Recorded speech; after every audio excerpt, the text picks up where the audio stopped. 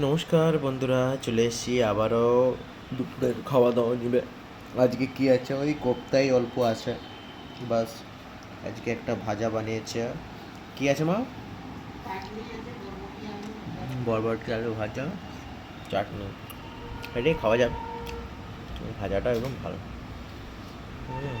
আলু দিয়ে বড়টা।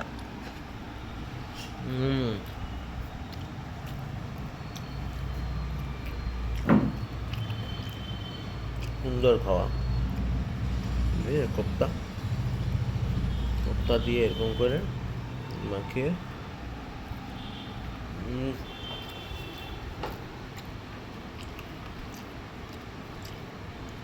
কোপ্তা তো বাসি হয়েছে, কিন্তু তা হেভি লাগছে, বুঝলি না? বাসিটাই তো বেশি ভালো লাগে। মাও খেতে বসেছে। বন্ধুরা, কেমন খাচ্ছ? ভালো। আমিও খাচ্ছি এখানে। ছোটো ছোটো একটু না, না।